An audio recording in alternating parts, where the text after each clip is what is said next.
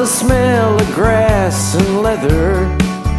There were days when we'd play too. We'd cross the lines when the sun would shine and make our dreams come true. I had a glove on my hand and a girl in the stands. She stole my heart like a hit and run. It seems the world was so much simpler back then. We was just out there for fun. I pray for someone to hold your hand, and baseball in the summer, someone to walk with you when this world grows cold. Baseball in the summer, baseball in the summer.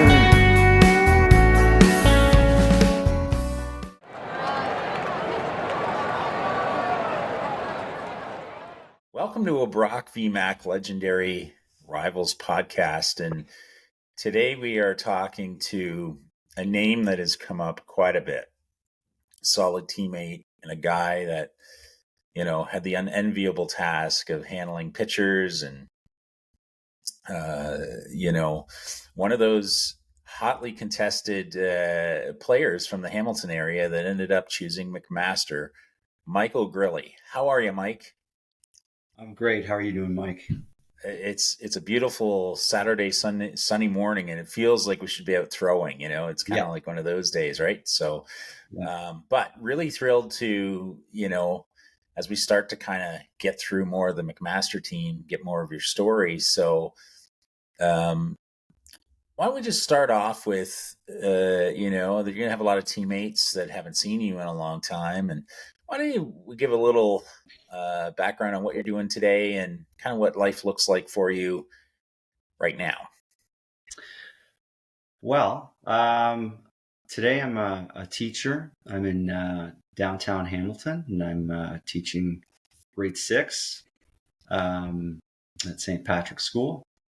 I've been teaching for the last 15 plus years, and it's been a great part of my life. I enjoy it very much. I get to continue to play when I'm teaching, right? I get to play basketball, teach, but play basketball, play football, play baseball.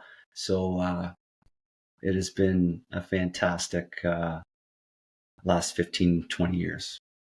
You know, the amazing part of that, it just inspires these visions of, a few people have seen this where Kramer was in the little karate class and he was beating up all the, so I could just see you against grade 6s, they go up for a jump shot and you're stuffing them. And is that competitive fire still there? Or are you very much more into, transferring some of your skills and your mindset onto young people and mentoring them as opposed to winning a game of 21?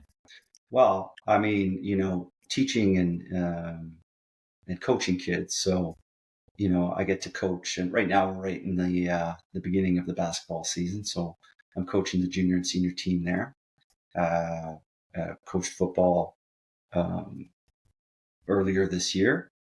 I don't get to coach baseball at school. We don't have baseball, but very much every day is coaching, right? But it doesn't mean that I don't still like to play, and I'm very competitive, and I'm still playing ball. So you're still playing baseball? Yeah. Jeez, I was gonna say you're looking amazing for, we're all damn near approaching 50, but we'll get into. Are you still catching? That's the thing. Are your knees still able to handle that? I think most people would like to be catching, but if they had a stool. Yeah, I mean, if you want to get into that later, I can talk about it a bit now. But I got out of catching consistently a long time ago, in my 20s, because with baseball, I just wanted to try other things, and I've always been someone growing up playing ball in Stony Creek. You didn't necessarily have one position. at least the teams that I played on, you had to be versatile. You had to, if you wanted to play, maybe you weren't the catcher, you weren't the first baseman because someone else had that locked up. So you had to play center field, you had to play left field, you had to play third base, you had to try different things. Otherwise, maybe you sit the bench and wait your turn. So I got used to it from a young age to be able to sort of fit myself where I needed to go, and I continue to do that today. It's amazing. It's probably saved your knees. I've had a few knee surgeries, so I know what that's all about. Why don't we go back in the time machine then? And so, did you grow up in Stony Creek? Is that hometown for you? And talk a little bit about what your influences were growing up. And it sounds like you're an all-around athlete. So I suspect, like a lot of the guys, you were one of those after-school warriors that was out playing just about everything. But why don't you just fill us in on how you grew up? Well, I grew up in Stony Creek. I didn't get to play baseball or t-ball until a little bit later. I grew up playing in backyards. My cousins we'd go out in the backyard and we'd do everything, and including throwing and hitting the ball. And I really took to that. 4 or 5 years old, but my mom missed the enrollment every year for the first few years. So I didn't get to play t-ball until I think my first year t-ball was like at 7 years old. And I don't think like at 7, that's an older t-ball player. So I got to play for a year, and that was really because one of my friends was playing, and his dad was saying, "Hey, you got to enroll your son," and that's where it started. And I started in Stony Creek, and I continued to play there. I was lucky enough to be on a few teams in my younger days, 11 and 12 in Little League, where we hosted the Canadian finals in Stony Creek as an 11-year-old, and got to play with some great players on that team. And then the following year, we went out to BC and we made it to the Canadians out there, and we're 1 year away from Williamsport. Kind of heartbreaking, that loss in the final, but we all together as a team, we're like, well, what's next? And we want to stay together. And as a few guys went off to play Pee-wee, the majority of us sort of stayed together and played in this senior Little League, and stayed together for the next 6 years or so. And we continued to go to Ontarios and Canadians, and we were good, and it was fun. That's the main thing. I love baseball. There were other sports that I'd play in school. I always wanted to play hockey, but my parents were saying, "No, we're not. You can't do that. We're working too much. We can't take these practices." And so I focused my energy and my love into baseball. And so every summer, the anticipation of that, I still get that. Like I love it. I didn't have that hockey in the wintertime, as a lot of guys drifted out of baseball because they focused on hockey. Baseball was my thing. Were you a fan of the Jays as well? Like, were you following the sport professionally, or was it just your intense involvement as a player?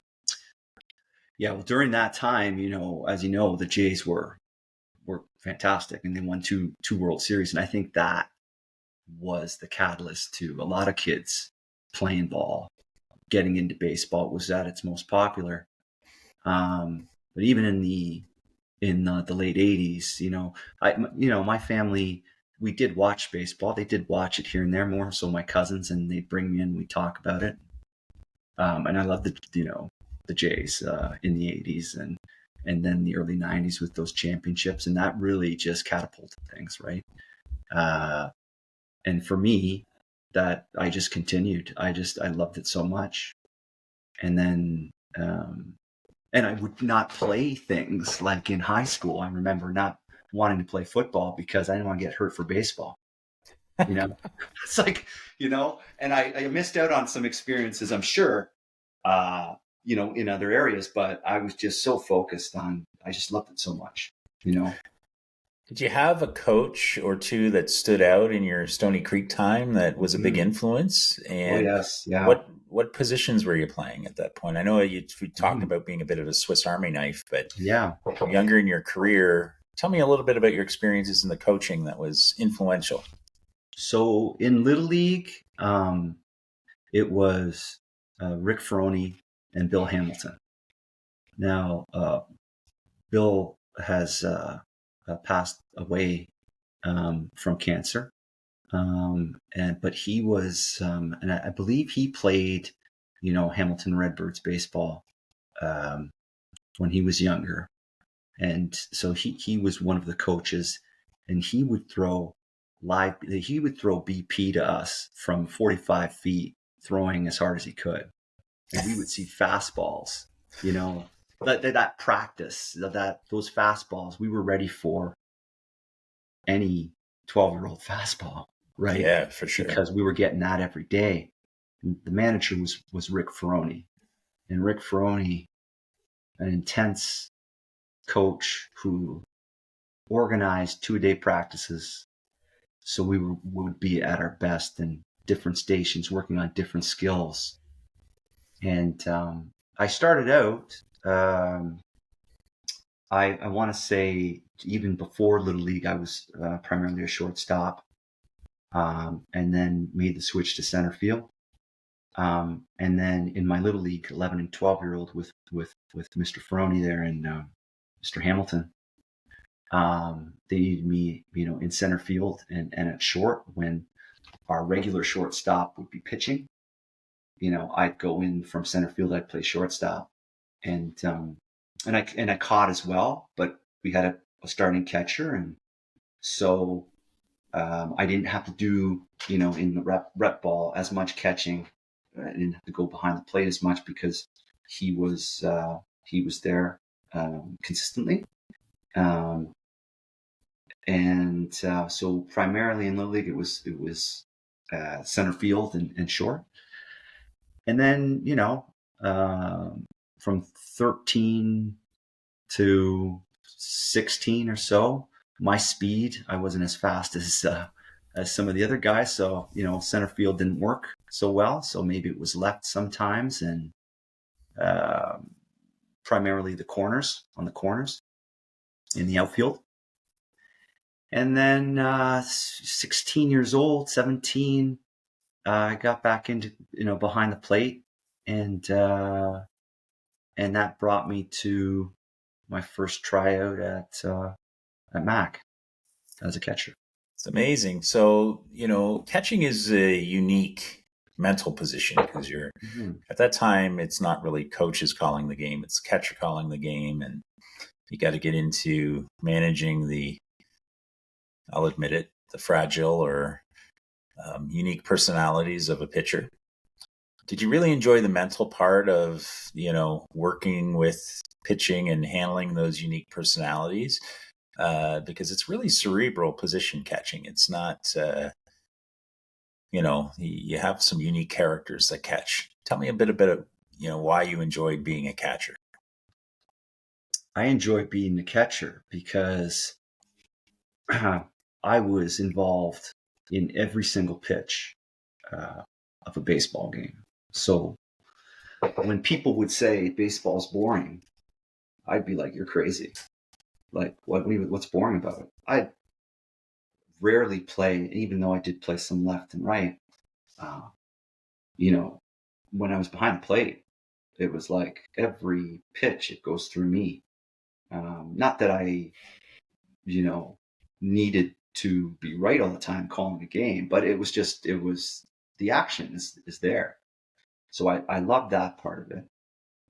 I can't say that, calling a game was my favorite part of it, but I was always one to think about, I'd go out to the mound and I'd ask the guys, like, "What do you want to throw here?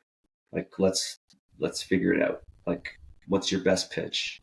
Because I think that's important. Like, you can't, I mean, I know you're in control of the game, but you can't be the only one. Like, pitcher has to have say in it. He's throwing. So I always felt like that was important. And on the mound, I was lucky enough to have guys that didn't have that, or didn't have that ego where it was my way or the highway. They trusted me behind the plate, and they'd let me know what was working, and I went with my gut. I know that there's a way to call a game. People will say, however you want to lead with, fastball in, something soft away, but that's not always the case. So I would mix it up. I like to throw curveballs and fastball counts, and just it was fun. It was really fun. That seems to be a big ingredient. So let's take it back a little bit. You're in high school at this time, and is there high school baseball in Stony Creek, or is it just you're playing rep ball? Yeah, so that was a sore spot because our high school refused to put in a hardball team, and so that was one of the reasons why I wasn't able to play in high school, because I guess the principal at that time. The reason I got was they didn't want to take away from our championship softball team, and I thought that was ridiculous. I was like, "Why? There's no." Sounds like the biggest cop-out answer ever, eh? It's like I don't get it. But so I didn't play softball. I was like, I'm not playing softball. No, of course not. I mean, look, this is you know what this is like, right? And people need to know this. There's a really hard line between people who play baseball and people who play softball, and it's. I can get all the justification. We have a bunch of guys that say, fastball was really big in my area. So, you know what? That's fine, but it doesn't count. When the ball is that big and the pitcher's standing that close and you're throwing it underhand in any form or fashion, that's not baseball to a baseball player. Yeah. I couldn't wrap my mind around playing softball at 16, 17 years old. I said, maybe when I'm 40 or maybe when I'm 50 or maybe when I'm 60, like it just, not that it's not a good game. It wasn't for me. And sometimes it's about the people that you're playing with. So, at a certain point when you can't throw the ball the way you used to, or run the bases, then you find something that's close to what you were doing, and you want to hang out with your buddies. You maybe play softball. I'm not that guy yet. So it's funny. Now in a modern sense, it makes sense. I could really refer to softball as the pickleball of baseball, right? That's kind of what it is, right? And not that the softball people will ever want to hear that from me. But, no. So, it's unfortunate. And that seems to be, in Western Ontario, they weren't playing a lot of high school baseball, and it was pretty prevalent in the GTA. But you eventually get to your grade 13 year, and I assume that you're weighing, like every Canadian kid, the option of going to the United States, or, tell me a little bit about, what makes up your OAC year and how you kind of come to the conclusion of the three schools, and, and then we'll get into kind of a priceless story of how you got swayed to Mac. But tell me a little bit about the thought process as you're getting ready to get out of high school. Well, in my household, with my parents, like education was always number one. I always had a dream of being a Major League Baseball player, but and my dad entertained it, but he was like, okay, but school, you got to get an education, and got to go to a good school, and if that comes, it comes. That's great. It's great to dream. And so, my last year in Stony Creek, it was, we were introduced to someone who was heading the Ontario Blue Jay program, who took us into the Connie Mac League. I think it was the Connie Mac. And not that we were a part of the league, but we played exhibition games against teams in that league, and And so the Ontario Blue Jays, we play a bunch of games against them. And I did see like there was a difference between who I was playing with and what we were doing and the boys that we were playing against. And I thought, oh, like there is something more than what I'm doing. But we were competitive. We didn't win, but we stayed pretty competitive. And then around that time, they were showcasing a lot of the Blue Jays had a lot of young kids who were looking to go to the States for university. I had gone to a camp where I managed to get a letter to play ball in California at Berkeley. And but it was, I think, maybe a partial scholarship, maybe about $2,000 or $3,000, and right, and you're paying 40 American or 35 American at the time, and so that was kind of out of the question. So with the connection with the Jays, they would have me catch some of their young stud pitchers to showcase. So I'd go out to a diamond in Stony Creek with the Ontario Blue Jay coaches and some of the kids, and I'd catch, and some of the guys would hit, and they'd be showcasing for some of the scouts, and they'd talk junior colleges, and I was interested. I thought, well, this is a great idea. Like I can play ball in the States and go to a JUCO, and it would be great, And my dad shut that down. He's like, no, you're not. You're going to university. Like you're not. There's no question. Like you can go to the States, but you're going to go to a good university. We're not going to go to junior college. You're not going to do that.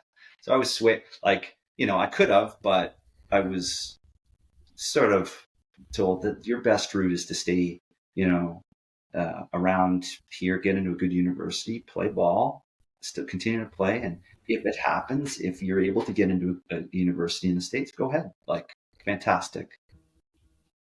But that I was led to the Canadian, BrockvMac and Western. So I applied to all and had my choice in the direction, which had nothing to do with baseball. Like I didn't even look at the baseball programs. It was just, I'm gonna get my education. Now, were you looking at becoming a school teacher at this point, or did you? No. You just didn't know? Yeah, I knew that was a possibility. My mom was a teacher. Okay. So I knew that was always a possibility, but I wasn't thinking about that at that point. And I chose Mac partially because my parents said, if you go to Mac, we can help you out with a car, and we'll get another car, and then you'll have transportation. So that kind of like that moved me. So here's an obvious question for you, Michael. Yeah. Brock is only 35 minutes from Hamilton, and Western's not that far if you take the 403. Mm-hmm. How come the car wasn't in play at the other two schools? I smell a Henry Romanowski rat here, or a Don Graves rat. They got to your parents. I'm feeling it. No. They didn't know who I was. I was I don't think that they did. I don't think that they did. But I'm having a little bit of fun. But it's good to think. It would be great to have a story where someone's parents were given a car to incent a star player to come to their school, right? I see. No, nothing like that. But it was just like it. My parents went to Mac. It was very close to home. Yeah. I wasn't really thinking about going away. I was happy. I ended up, eventually in my third year, moving out But it was comfortable. It was a good school. I knew it was a good school because my parents went, and that, I think that was the driving force more than anything else.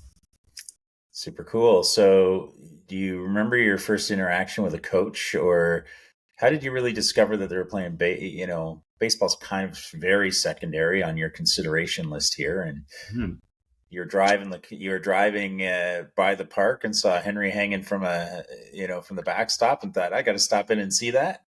I know there's those stories about Hank and he's great. I'll get into Henry for sure. But as far as the baseball is concerned, after Stony Creek, I'm 18 years old and not really knowing where I'm going to play. And when I got into Mac, I wondered, like, there is a baseball team, and I got to find a contact. I don't know who to call. I'm going to call the university, and I believe that they gave me the contact, and I can still picture where I wrote it down on a little cue card, and it said, "Yep, the team president, Brad Arms." So they gave me Brad, Armsy's number,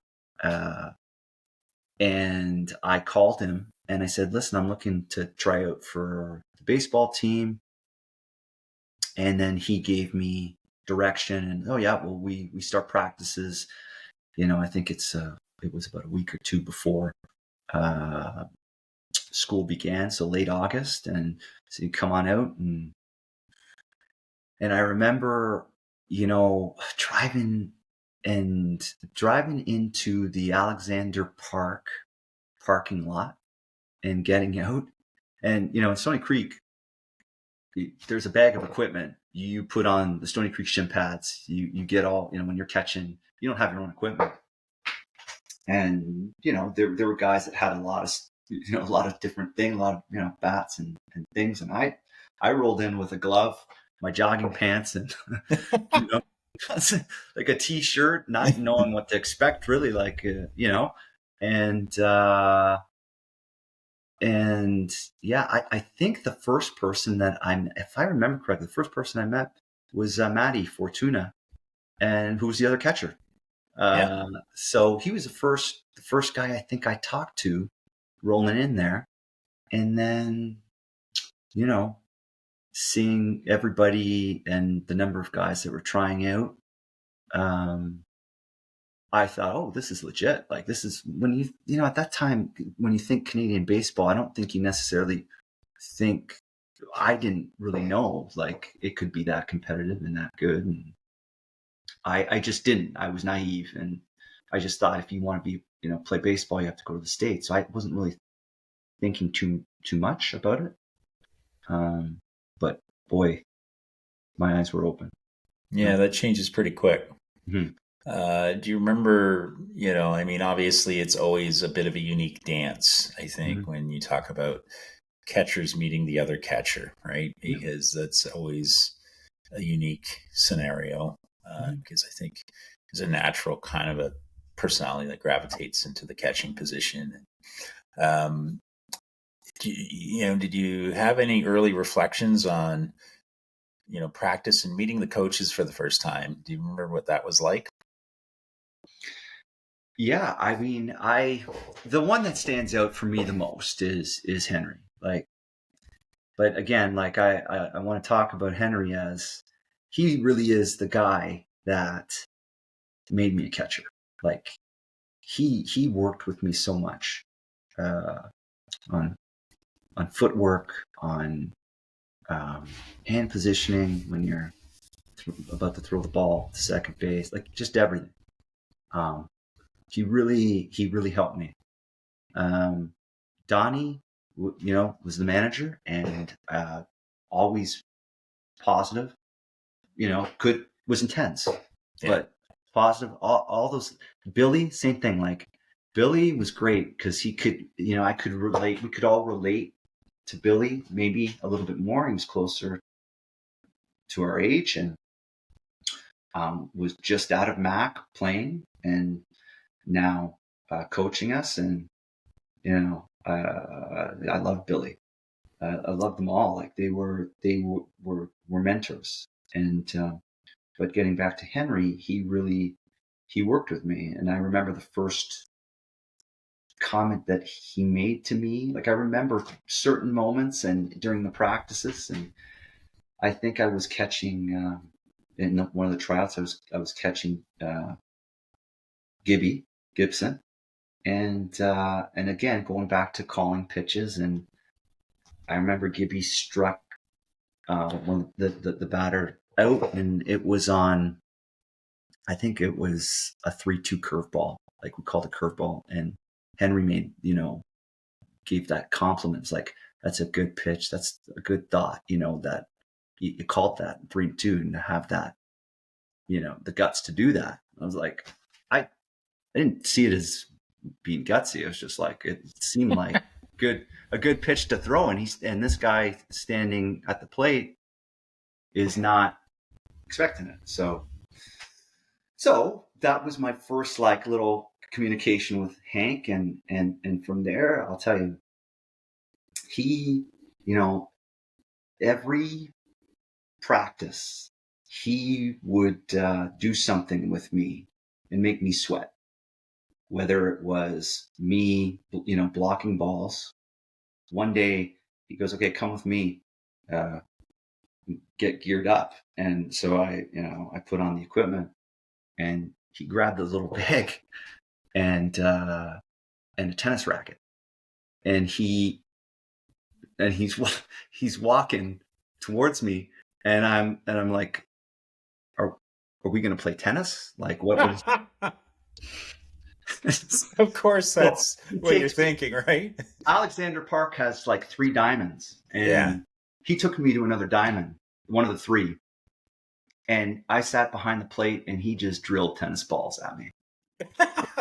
Quick hands, right? Yeah. Like quick hands, and then someone would be in the dirt, and they'd bounce everywhere. He'd then start popping them up, and I'd have to find it and, catch it. And it would pop, first few would pop out of your glove. You need to learn how to feel the ball. Like, and I just was like, this is crazy.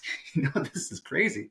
But man, looking back, and I appreciate, like, I knew then, like, he was making me better. Like, he was helping me, and I was developing in a way that to this day, like, he's the reason why I became a catcher. I was a catcher. Yeah, it's funny, and this is a real point of common ground with the Brock team that I was part of. They spent a lot of time. They coached the catchers separately. Mm-hmm. Very similar, a lot of work with tennis balls and framing with bare hands and that kind of stuff, because it's one of the positions that is not coached properly in rep ball, right? It's just, let's find someone that's shows some affinity for this, has a decent arm, and we'll mm-hmm. But there's so much nuance to the game, and mm-hmm. So much physicality to the game. You're right, blocking a pitch isn't easy, and then when you get guys that throw harder, that throw with more bite on the ball, mm-hmm. Like that, you have to be athletic as a catcher, and you have to be very technique oriented. So that's super cool to hear. And, I'm sure at a certain point, when you saw the bag and the tennis racket came, at that point, no, we're not going to play tennis, but this is going to be, it could be a rough day at the office. Right. So I think it's great that a coach invests time on a one-to-one basis to make sure that you're developing. So I think with someone of his pedigree, he likely saw that you had a lot of upside. So they don't invest time in people that don't have the work ethic or the attitude. And so what were your early observations on the players that you saw? Like, there would be some obvious people that would grab your attention. You're watching a Craig Cooper, you're seeing a Brad Reeson, who we'll touch on a little bit later. Tell me a little bit about your, did you feel like it was going to be hard to make the team and that kind of stuff? I can't tell you that I remember not feeling like I wasn't going to make the team. I feel like I was. I got to catch Gibby. I also got to catch up, like, just there were pitchers that would come to me. There were guys that would come to me and say, do you mind, like Arms, for example, Brad Arms, do you mind coming here around 2:00 tomorrow? Like, I want to work on some pitches. And, can I throw to you? Like, and so I'm like, yeah, like I'll come. And I got to know guys that way. And got to talk to them one-on-one, and I devoured that. Like, I love that. And, at the practices, I would often be catching the Henry Romanowski ground ball sessions that he would, there would be numerous players out at shortstop taking, even if you weren't playing short, no, I'm a second baseman. No, you're going to go there. We're going to see how you can throw.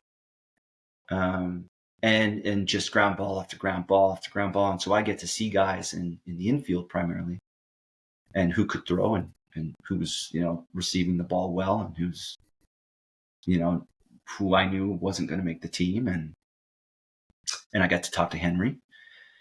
It wasn't until really, the team was made and maybe game action that I got to see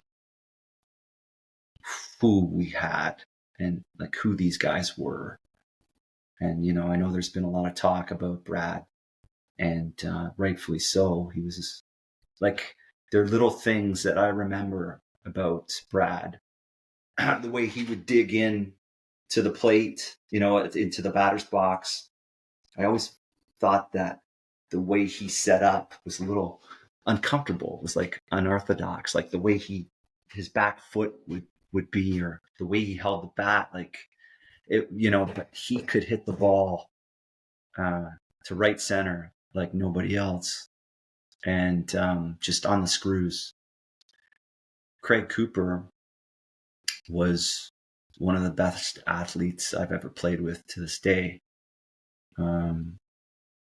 He hit the crap out of the ball. He ran like the wind, and you could hear him coming, going through first base. Like, you didn't want to be the first baseman on the other side, and in fear that he might run into you, I'm sure. Doug Lenny, I got to work with Doug a lot, because not only was he playing, up the middle, or, he was pitching, and I got to work with one of the best pitchers I've ever caught to this day. Such a, and all those guys, like a quiet confidence, like there was no showboating. It was like, they knew they were good, obviously, but they didn't have to tell anybody about it. They did it. They just performed. And Dougie was one of those guys, like, you didn't hear much, but he just on the field, like, awesome. Robbie Pino, same thing, out there. You'd hear him out in right field, every 2 outs you'd hear him. But, just a solid player, all solid people. And we as rookies were very lucky to have not only those 4 that I mentioned, but just guys that really mentored us and really took time to help us. And there was never a negative thing said. Like, these guys just sort of protected us from, especially during, the BrockvMac games. Like, there's a little bit more pressure, I'm sure that was felt on everybody. But these seniors, these guys, they just like protected us, and they said, hey, it's going to get intense on the bench. It's going to, we want to win, but just do your thing, play your game, shut it out, do your best. Like, we got this. That's what I remember. And I've carried, like, I think about that, and I've tried over the years to do the same thing, like, you gotta be calm. You gotta, you don't need to be showy about it, but and lead. And those guys led. Yeah, we'll get into the big, playoff matchup against Brock in your first year and winning a nationals here shortly. But I want to ask you a few more random questions. You've described the senior leadership as a very calm, quietly confident group that did a lot of leading by example, and it's absolutely true. I know Doug very well, and obviously played with Brad, and you know, Billy Newton was a different ingredient. He's maybe more vocal, and Yeah. how would you describe your style as a catcher, and as a teammate? And the second great part about that is, did you have a teammate that cracked you up consistently, that you might be feeling it, and they would say something that would just make you smile and at least take the edge off a little bit? Because those guys are important too. We had a bunch of them at Brock that maybe didn't see the field, as much as they would have liked, but how they contributed to the team was they might, at a very tense moment, make everybody kind of bring you down a level, or put someone at ease that might be feeling it. Tell me a little bit about those dynamics. First off, starting with your personality as a catcher. Well, I was a quiet guy. Like I'm not talking too much behind the plate. I'm not trying to get into anybody's head with what I'm trying to say. I would call the game. I talk to my pitchers, but there wasn't too much trash talk. So you weren't talking to the guys in the box, or I would talk. Hey, how's it going? Like, so easy stuff. Like nothing to ruffle feathers. Unless I saw one of my teammates in the summer league, that I'd play. Then all bets are off, and you sort of rib them a bit. But yeah, I just I would stick to calling the game and making sure that I caught the ball.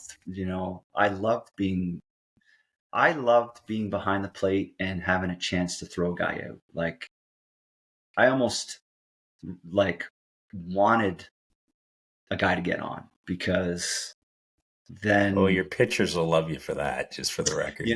but it was just no, not that I would intend, but when that did happen, it was like, okay, like I got to be on my toes here, and it was really fun. But I was generally quiet behind the plate and talked to my pitchers and wanted to make sure that they were wanted to make sure that I was calling what they wanted, Yeah.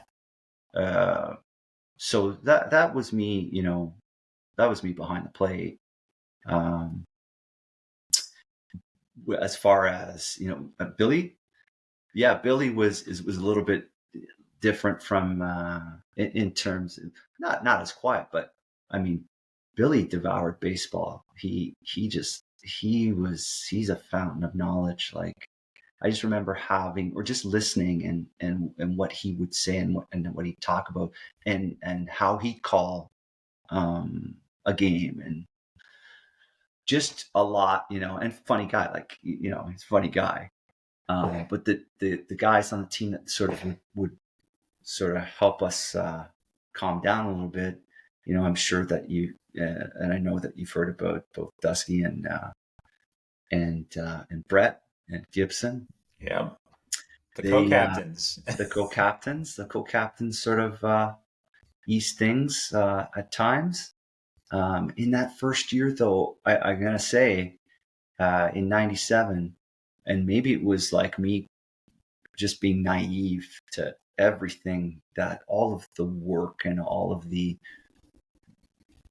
what had happened, in years before, like all of the efforts of these seniors, they really did protect us.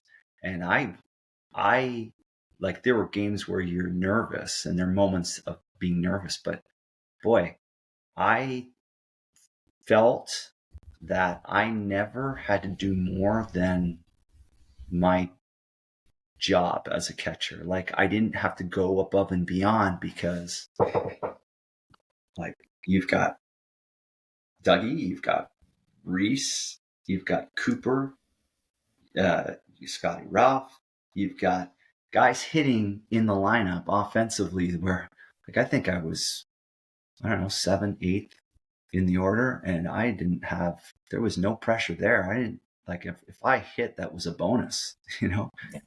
Matty Fortuna, we had Scotty Hughes, like guys that could just hit the ball. And so that part of it, that took a lot of stress off. And, you know, the mentoring from those seniors just made that year easier, like no pressure. Have you played in have you played in a rivalry as intense as the one with Brock? Because you can assess it probably over a few years, and you know, it's cats and dogs, and it always has been and always should be. But up until that point, had you ever experienced anything that was quite like that? No, not a rivalry like that. No way. That was it. And again, like in that first year, like I was going in blind. I didn't know any of the history and didn't know how much it really meant to everybody who's been involved with it, right? Like I knew, okay, they're saying that this is, you know, it's going to be a little bit more pressure. And I really didn't get it. Like, but I knew that it was, but you know, it was big and everybody was, you know, wanting to beat guys. I wanted to beat Brock. And it was awesome. You know, it was great to be a part of. Yeah, it's you know, your road to nationals obviously goes through Brock, where you win with a walk-off. Yes. And tell me a little bit then, you know, because we've covered, you know, the walk-off, and I've ribbed or poked Coach Lounsbury in the ribs for years, and said, you know, the only piece of advice I ever gave him was don't let Reason beat you. This is what happens when you let Reason give him a chance to beat you. He will every time. So I had seen Brad's act for many, many years, and never, you know, they put the intentional walk into the game for a reason, right? And sometimes you just gotta, you know, be smarter about it. But you know, I would say this. Tell me what it was like winning the nationals. Let's get beyond the Brock stuff, because I think we know the intensity of that rivalry. What was it like winning a national championship in your first year?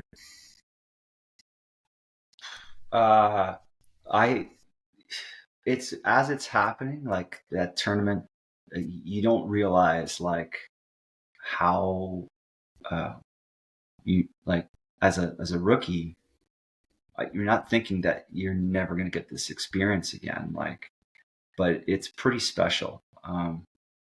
I remember going into that weekend sick as a dog, and I don't know if anybody knew. The only person who knew, I think, was Henry, and because I had said, "Oh my gosh, I'm not feeling too great." He goes, "Too bad, suck it up," you know.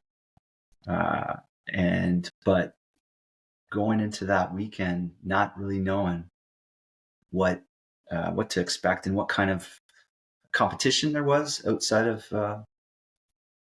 who we were playing, and it was wild. It was great, and that, you know, that final game there was not only the other team to deal with, but the weather. The weather was not great. Like, it was windy, it was cold, it was rainy times, and I know that we got down. I remember, you know, it didn't look good. And if I remember, you know, this one, I might be off on the game, but I do remember at one point on that weekend, and I believe it was that game, Billy just being so fired up coming out to the mound, and it seemed like they were stealing pitches, right? And Billy was fired up, yelling second base, guy on second base, and we had a little talk and something about that weekend. And I'm not saying that this is why things changed, but I've got this leaf up on my wall where my mom was at the game, my parents were at the game, and at one point she was so nervous that she had to get up and start walking around. And she started picking up leaves, Canadian maple leaves. And it was red, and it was, fall, so it's on the ground. And she picked up a bunch of leaves, and she claims that that's when the tide started to turn a little bit. And so to this day, she had it framed. So I've got a leaf from that day that she picked up on my wall with a few pictures and things. But I remember it being so, like windy and cold, and ball, pop flies in the air, moving around like, how are we getting this? And, Scotty Hughes making stabs at balls that were behind him and catching it, and Robbie Pino, throwing as hard as he can, and my hand just numb, and just the moment, of winning that, and just the joy, everybody being so happy. And I would imagine for the seniors who, and for Billy, being a part of it for so long, and to find that success at the end, must have been, awesome, because for me it was it's like, this is incredible. And we, the rookies, we didn't really experience losing. Like, we just knew how to win. So the following years, they were great, but it's never been like that one moment and that year and everything that went into that year. It was just, I think back on it, and it's just great. It's just really like, and it's hard. People don't understand how hard it is to win when there's, because everyone underestimated the quality of the Canadian competition. But when you got to the end, those teams are good. Laval was good. Yeah. Dalhousie was great. Like McGill was amazing. So, like all these teams were right in that top rung, and it's a great experience for you. And so tell me about, the subsequent couple of years, and how you round out your McMaster career playing baseball.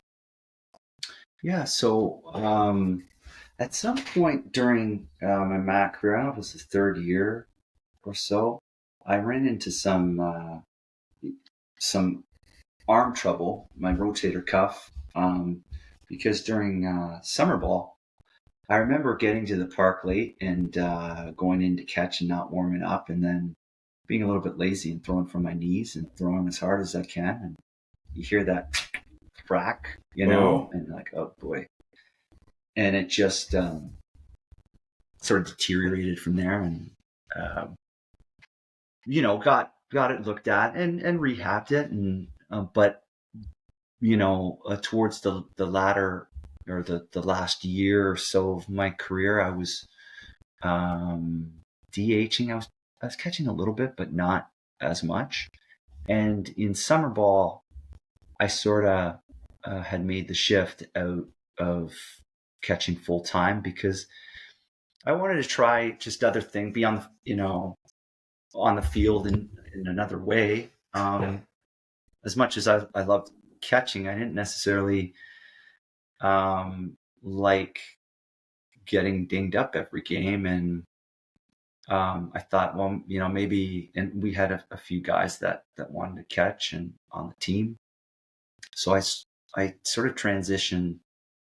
I wanted to pitch, and I always felt like all catchers want to pitch at some point, but I just thought, like, I want to get on the mound, and I was also able to get on the mound. I don't know if it was my third year at Mac. I did pitch a little bit, but in summer I had like a 5 to 7 year window where I was on the mound, and I did well, and I loved it, and it was just experiencing baseball in a different way, from a different vantage point, right? Like, but still being very involved in the game. Yeah. And when I didn't pitch, I'd play the field, and when I pitched, I also got to hit, like National League rules. So I got to I loved it. Like it was great. And you're clearly crazy. I'm just letting you know that as a pitcher who wanted no part of hitting. And it isn't because for the reasons that are obvious though, but I think, if you speak to Bill Newton, there's a reason why bats and I don't mix. It's yeah.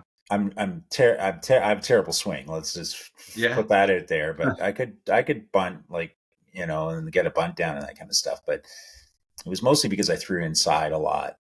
And when you do that and you do it and you don't throw, I was not a junk balling lefty. Let's put it that way. So I threw pretty hard.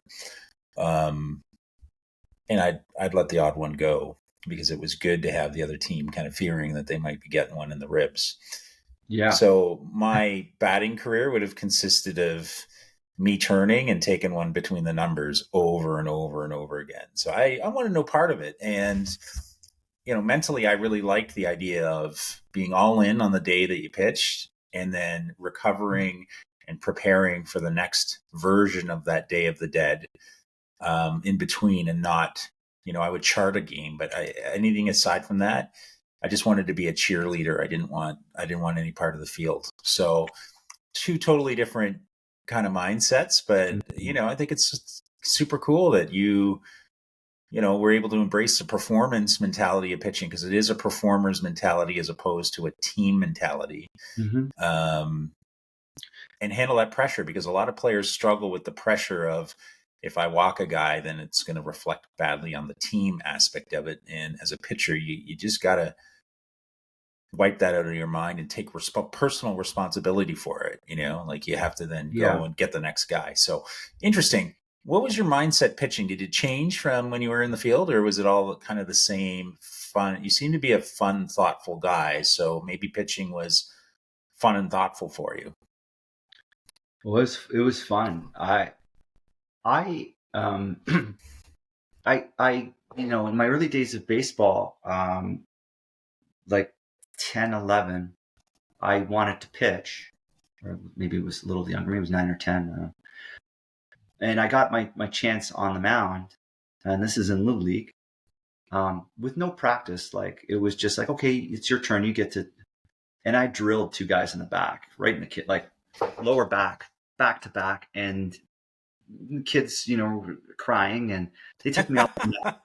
Sorry, being wired how I am, I'm like, that's the best. That's the best debut ever, right? Yeah, like so first 2 first 2 guys, 2 pitches I threw, and they both went in the middle of their lower back, and my coaches, they took me out, and they were like, okay, I think we're gonna put you back. You could need a bullpen session. Well, but it became, Grilli doesn't pitch. And so because you stay in that, with the same group for so long, that's sort of I'm not gonna say the bad part about it, but just like you're not seen in that role, and you are not given that chance again. The pitching that I would do would be in the backyard to my cousins with a tennis ball, pretending I was Dave Steve or David Cohn, Jimmy Key, and just I would, imitate their windups, right? So today I'm going to be, Dave Steve, and Tom Hankey's going to come in later on, and I'd throw I would throw tennis balls to the tree and try to hit the middle of it, and my cousins would be batting, and I'd be like, why can't I do this with a baseball? Like, why? But I never really pushed it, because I had my roles in on the team, like, and pitching wasn't one of them. And it wasn't until I played for Glanbrook in Coba, who, I was lucky enough again to talk to Brad Arms. Brad came up to me after the year at Mac, and I think we might have been at the bar or after a game, and he's like, Grilli, what are you doing this summer? Like, where are you playing ball? And I said, I don't know. I don't know where to go. He goes, why don't you come play for us in Glanbrook? I'm like, okay, great. And so, you had a bunch of guys who played Mac ball, maybe a handful of guys that played Mac ball. There, I go to a practice and I'm like, okay, I guess this is where I'm going to play. And, I was catching for the first few years with them. But eventually, my coach, Rick Ellis there, I asked him, I go, like, I want to get on the mound. Can I try? And he said, yeah. And I wasn't hitting guys in the lower back anymore. I could throw the ball pretty hard, and I didn't have too much off speed. Like I had the slider that I was taught as a 10-year-old and my fastball, and I'd usually grip it the 4-seam way and just throw it and hit my spots and just continue to sort of develop over the next 7 or 8 years. And I had a lot of fun until that opening day in Etobicoke where I'm throwing. It's wet and rainy and cold, and first day on the mound and thrown 4 innings. We got no one else on the bench, and they're saying, hey, I go, well, yeah, I can go. Don't worry, I'm fine. And that cracking sound again happens, and my arm can then from there is like a deterioration to a point where I can't throw the ball past the pitcher if I work behind the plate, right? And so my pitching days were kind of like here and there. I'd get back out there, but the arm was never the same, and so I'd have to sort of if I wanted to continue to play baseball, I'd have to find my new position, which was first base and DH, and injuries are certainly devastating, and arm injuries really derail a career. And and it's great that you adapted and stuck with it. For a lot of people, especially when they're beyond in senior ball of some sort, that's the end, right? They just hang it up at that point and go on to other things that are less strenuous or don't hurt their arm. So we'll dive into your continuation of baseball here shortly. Do what your educational stream at Mac, what does that lead you to do? And how do you go about going from likely an undergrad degree to teacher's college? I would assume this is part of your journey. Is it something you dove into right away, or what was that looking like? No, it was like I still didn't really know what to do after I graduated. I helped a buddy out try to start an advertising business where we were selling, door-to-door ads, and I kind of knew at that point that I couldn't do this right for the rest of my life, and I knew teaching in the back because I had seen my mother for years and how she enjoyed it so much, and I knew that I feel like I would be good at it. And there was a conversation, and I don't think that Donnie would remember, but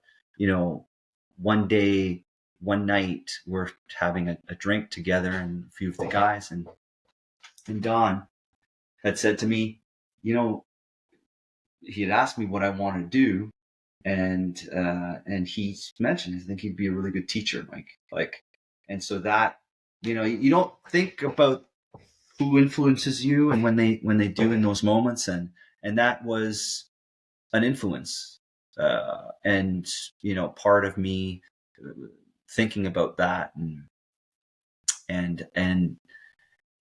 so I also had talked to a few people who were on the team that had done the same thing, had gone to teachers college, and I had missed my opportunity to enroll in a Canadian, like at Brock, the teachers college Brock, because I just had been too late. So I went the American route, and I called the university and said I'm interested, and I got into Medaille College, and then started teaching, and it was just the way I looked at it, though.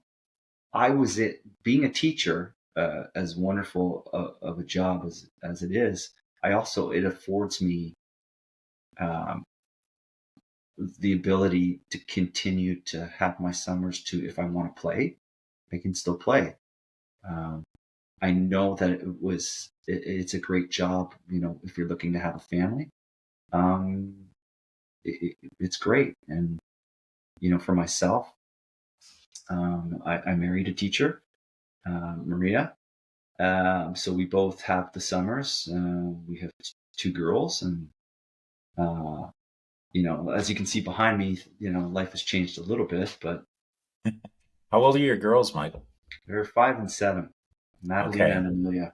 Yeah. I'm going to send you the dad handbook for when they turn 12 and, right around 14 and 12, we'll have this conversation again.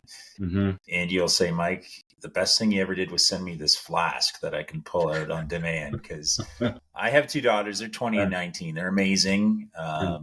And I love them to pieces, but the teenage years are a totally different experience. And girls are amazing up until that point, right? Like they just want to help, they want to please. They have a few little moments, but they're just joys. Very easy, I think, compared to boys who are probably into a lot of things.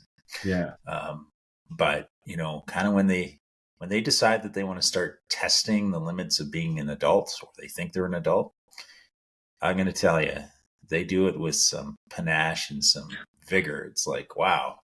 Yeah. I wasn't ready for that. So, I think that'll be tons of fun. And, but yeah, it sounds like you got a wonderfully, stable and appreciative home life where you've married a teacher. So I'm sure that, you guys have been through some interesting times of late. Obviously, you've navigated COVID. What was that like for both of you, having teaching virtual classrooms, and was that the case? And was it challenging? Because I think we're still dealing with some of the fallout of what that experience was like for everybody. Yeah, for the kids that that I'm teaching now, they always talked about there being gaps, and there are going to be gaps because of this, and you do see them. As far as when we were going through it here at home, I obviously I wanted to see my mom and dad, my family, to be to hunker down in your home and not being able to do that, and then also having to teach at times online was not the best thing. And it seemed like a lifetime.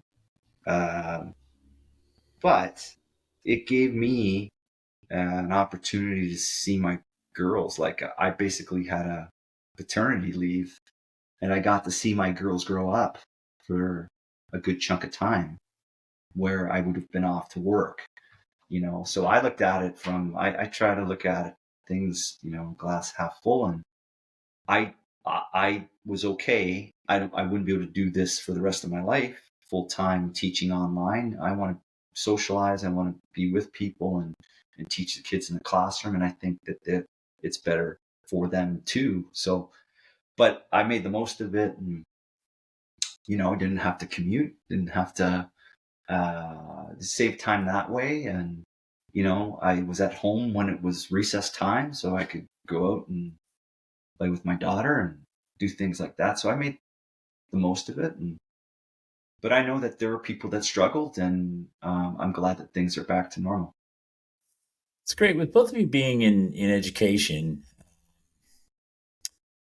are there things that concern you about the education system moving forward, or are there things that you would like to see more aggressively picked up? Because I feel like education is one of those areas that's under some transition, right? We have to accommodate for a lot more children that are in the system that are dealing with ADHD challenges, or autism is, a lot more prevalent. You have allergies that you're working with in a classroom environment. Have you noticed a big change in your time teaching, and how are you adjusting, and what would you like to see them do differently that might make the teaching process a little bit easier moving forward? I've been in a board where each belongs, and I in my classroom, there are years where it's a little bit more difficult. That there are certain students that might be a little bit more difficult. You might get those odd years where everything goes really well. But I guess the one thing that really it can be concerning, and maybe more so in like intermediate grades in high school, is that cell phone coming out and social media, and things that the kids get into, and like I you know there's that possibility they're with their phones all the time. Their heads are down all the time. Now in my classroom, I'm kind of lucky where I'm in that age range where it's not quite there, and they're not pulling out those phones as much. But that can be a problem. Like, I got a cell phone. My mom's going to call me. I'm like, yeah, but you've got the office. If she needs to get in touch with you, you can call the office and then let you out. Don't need to be texting your mom. And like that kind of thing can be tough, and discipline, within the school, and it can be tough. But I think right now, again, glass half full, and I hope that things will work themselves out, and everybody will. Yeah, can you imagine going back to the bench and you pick up your phone and it's like someone's parent saying, "Why did you call that pitch that just got hammered out of the park? What was that all about? I'm sending you a sad face emoji." It's a little bit different, which kind of brings us, to a kind of a fun question. If we were going to pivot off of that, knowing that we did not have social media around, which was great for us, particularly in our university years, can you think of one super hilarious, embarrassing moment tied to the baseball team that you're lucky there was not a phone there to record it or someone to take a picture, because it might be incriminating, not in a criminal way, but just we all have these outrageous moments, and a couple of them from McMaster might be kind of fun. Well, I mean, I'll say that with our team, we're so close. There were many nights at, whatever bar we were at, where there were so many different funny stories. I remember one, and I know that a few have been told, but one time, and I remember after a game, The Simpsons had just put out an episode, Peter Pantsless. And I remember one of the guys being put up and, saying, I'm Peter Pantsless. So and being carried around the bar. Like not that he was, naked, but just like in boxers or whatever. And, just thinking that was hilarious. And in today, like, we wouldn't do that. Like, you don't do that. Right? Shouldn't have done that, then. But, a lot of good memories. I remember even, after practice, I remember there was one practice where, I had the car, and a bunch of the guys had to get back to res, and I have a little Corolla, and I don't know, 5 seats in the Corolla. We managed to get 8 guys back. One of them being one of my good friends today, Jeff Aikett, in the trunk, and it's a very short drive to res. But every so often me putting my foot down on the gas and sort of slowing down, and all you hear in the trunk is oh.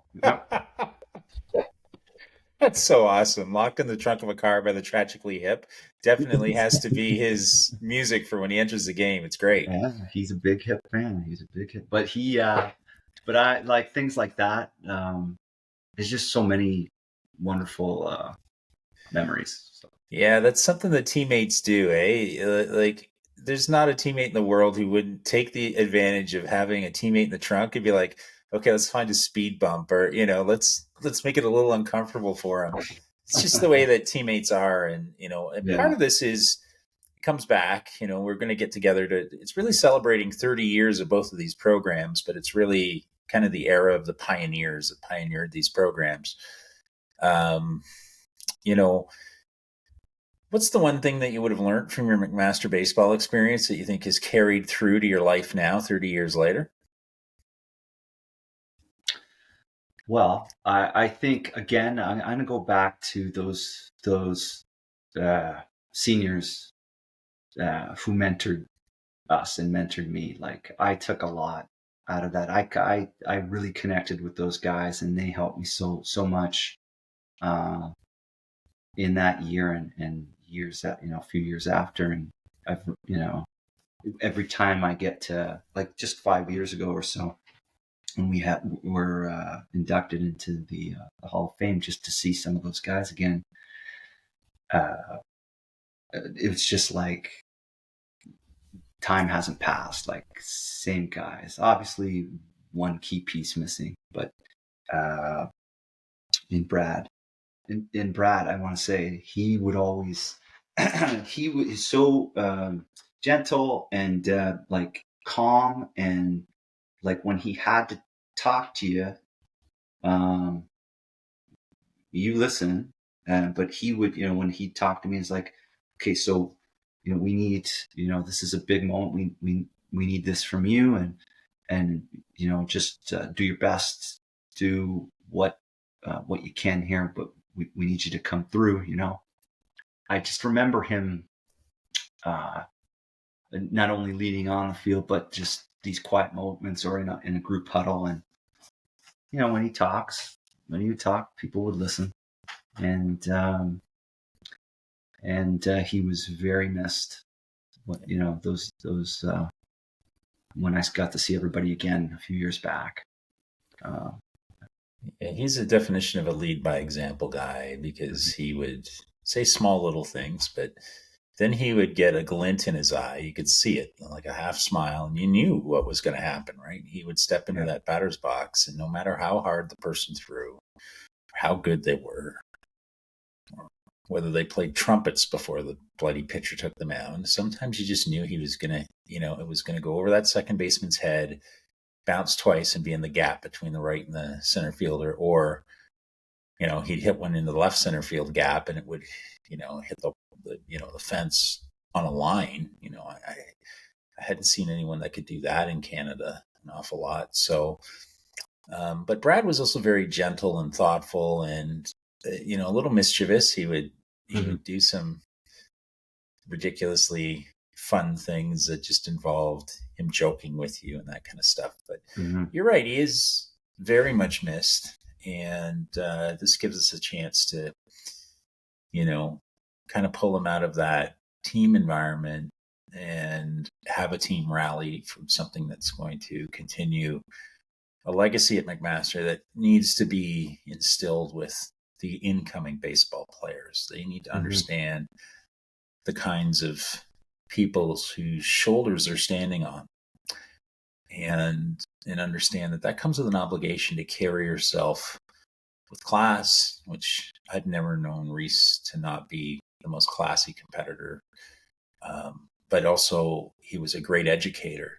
Similar to you, Michael, he was very committed to being an educator. He did little things that would, it's the equivalent of a person who gets a bunt down or pulls the ball to the right side, doesn't get noticed on the scorebook. But as an educator, he would, I've said this before, he would arrive at school at 7 a.m. so he could open the gym so that some kids that would otherwise be indulging in, something illegal would go into the gym and work out instead. He was helping disaffected youth maybe get more connected to the education system.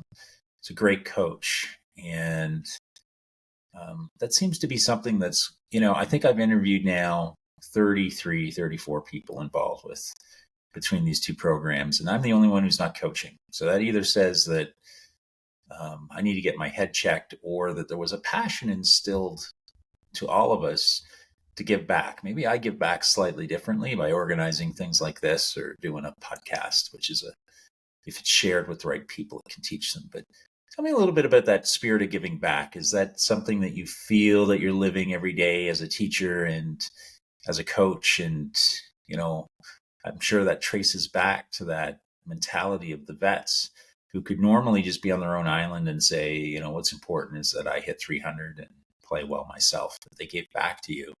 Tell me a little bit about that selflessness. Well, for myself, with teaching, I've never really felt or thought of it as, I've got to give back, but you do that when you're teaching and when you're coaching. Like, there are times throughout the years where I've coached that not necessarily wanted to, or I'm not that passionate about this sport or that sport, but if you don't do it, sometimes there's no one else to do it. And then the kids don't get to play, right? So I do feel I do think about that. And it's like, well, if nobody's doing it and there are no parents to take this on, and can't really have the parents take it on without a teacher there, then the kids don't get the basketball season, or they don't get the football or whatever. But so in that, respect, I do feel like I need to give back. The funny thing is, the sport that I love the most, I've never coached a day in my life, with baseball. And part of it is on purpose, because I just want to play, right? Yeah. If I were like, when playing, I certainly mentor. I certainly talk to guys on the bench, certainly help people out. But I've not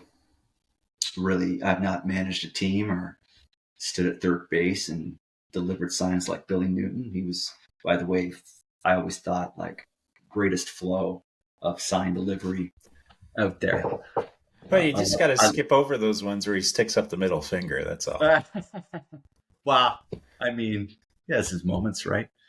But I've never really coached like a little league team, or my girls are, just getting to a point where they're starting, like, to play certain things. Baseball hasn't come up, and I'm not one to push them into it.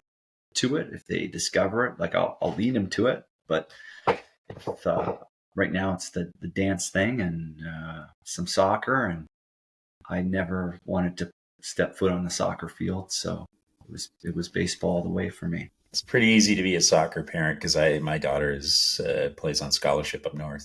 Really, in the summer, it's fold out your chair, and take in some sun and be very chill. It's great from that perspective. So enjoy the ride, because they find their own footing, right? They'll find interests that might intensify as they get a little bit older. One of the keys is, one of the, I think, difficult things with modern life is they put so much pressure on kids by slotting them into a specific sport. Let them go there on their own, and they'll have their own passion for it, and they won't burn out. I think, burnout is tough. We've seen it, your kids will find their own footing, and it's just great to be there and be a cheerleader. I find my passion for baseball. I also didn't, shockingly, being a kind of a crusty left-handed guy, I did a little bit of consulting for a couple kids that wanted to go down south, and that didn't end well, because there's a little bit different mentality than the one I grew up with, which I really listened to my coaches, because I started really late, and you kind of really absorb stuff, and it's a lot of that old school mentality, right? Be tough, protect your teammates. As a pitcher, you also have the ability to be a bit of an enforcer as a pitcher. You got to be that tough exterior for your team. And, that's not necessarily something you can teach and transpose onto other people. They're either wired that way or they're not. And sometimes it can be an uncomfortable fit. So for me, I've just really enjoyed being a parent and supporting the ways that I can. You're getting me some tickets for the raffle, that kind of stuff. But I think it's a little bit, you're a very thoughtful and intuitive type guy. So it probably is in your future at some point. And it's, but it sounds to me like you're having too much fun playing, which is going to be tough for us Brock guys, because that means you're likely to have seen live round pitching here for a while. And it won't take, the thing you'll have to adjust to is that all of our fastballs are going to look like changeups, But wow. no, that's great. Like, Michael, look, in 6.5 months, we're going to be getting together. What is one thing that your McMaster teammates don't know about you that might cause them to smile? Or, like some people have dabbled in, we had a guy that went and taught a year and coached in Norway. And then he talked about having to eat this 7-course dinner that was nothing but fish brought 7 times.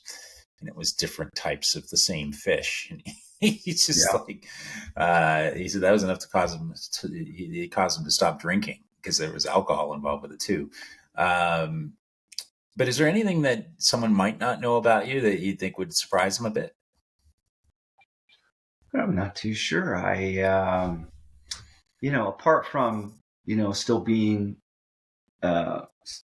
still, getting ready to play ball again this summer, and still playing for Koba and getting ready for a tournament in Sarnia come June. And I think maybe a few people would be surprised that I'm still at it.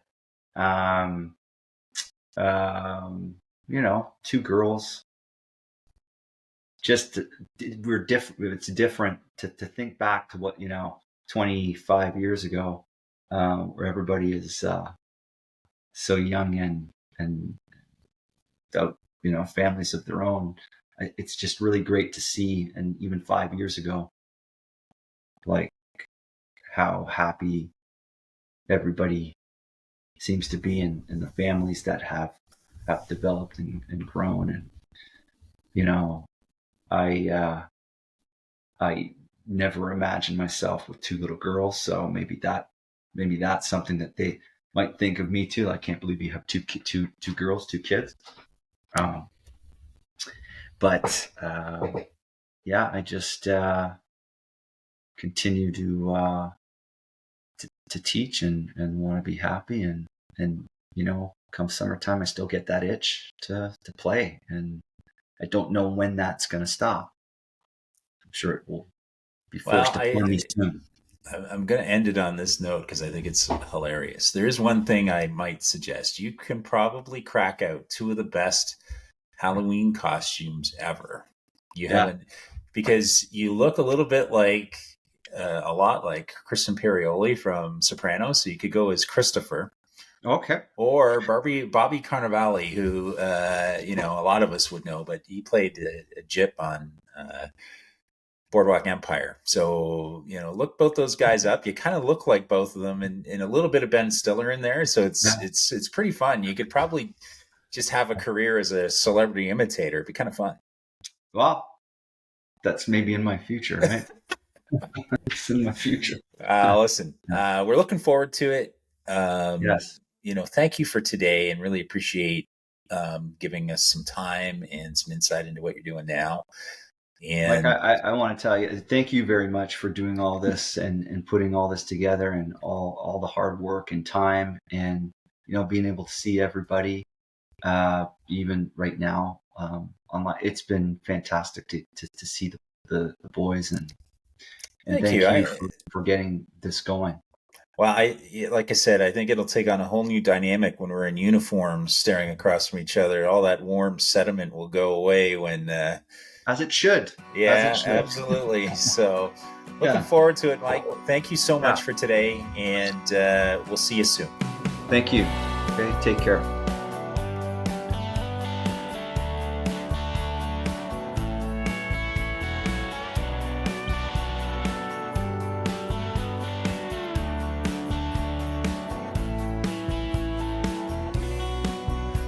the smell